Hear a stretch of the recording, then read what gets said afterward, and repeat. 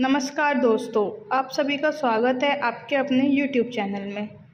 हमने अभी तक क्या देखा?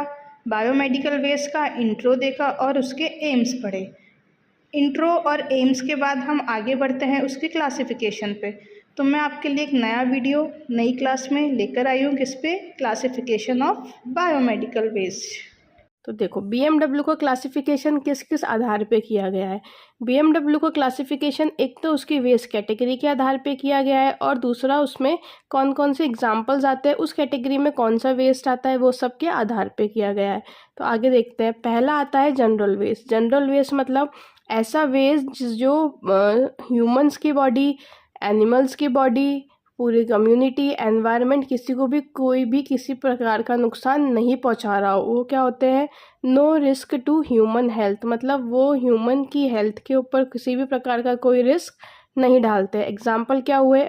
ऑफिस पेपर, नॉर्मल जो कागज़ होते हैं वो, रैपर। फॉर एन एग्जाम्पल कोई कॉटन रोल है, उसको अपन ने खोला तो उसके बाहर का जो रैपर है वो क्या हुआ? नॉन इन्फेक्शियस हुआ, वो किसी भी तरह से किसी भी कांटेक्ट में नहीं आया।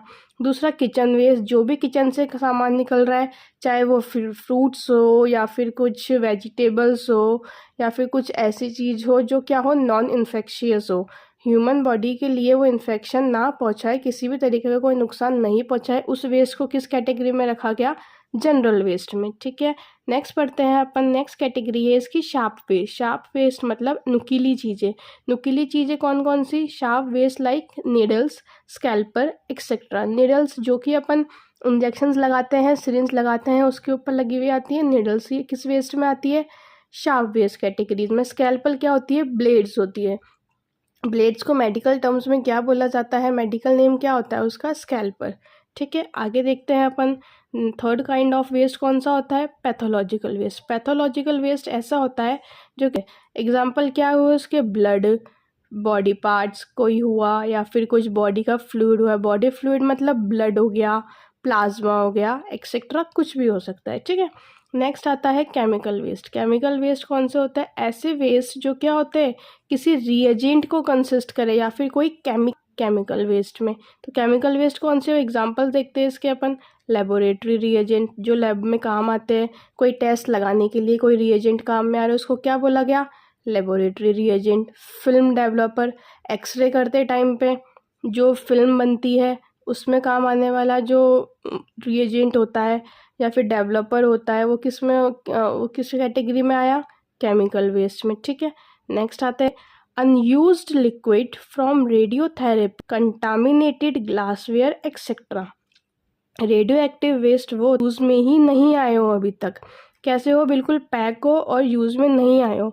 और वो यूज़ किस चीज़ में आते हैं? रेडियो वगैरह कर रहे हो पर्टिकुलर किसी चीज़ पे, तब आते हैं।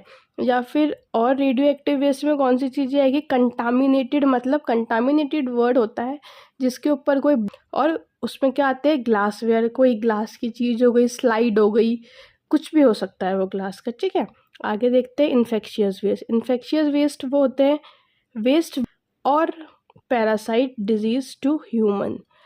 इन्फेक्शियस वेस्ट वो होते हैं ऐसे वेस्ट जो क्या होते हैं?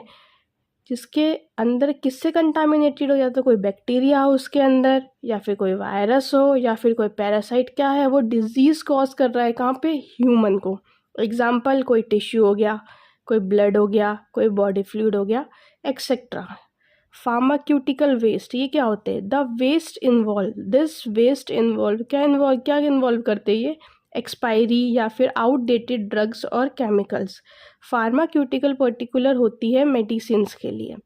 फार्मा वर्ड ही किसके लिए होता है? मेडिसिन के लिए। तो इसमें इस कैटेगरी में कौन से वेस्ट आएंगे? ऐसी ड्रग्स या फिर ऐसे केमिकल्स जो क्या हो चुके? एक्सपायर्ड हो चुके हैं या फिर उनकी डेट निकल चुकी है, आउटडेटेड हो चुके हैं। ठीक है, आगे देखते हैं अपन जीनोटॉक्सिक वेस्ट। जीनोटॉक्सिक वेस्ट कौन से होते हैं? Waste containing cytotoxic drugs.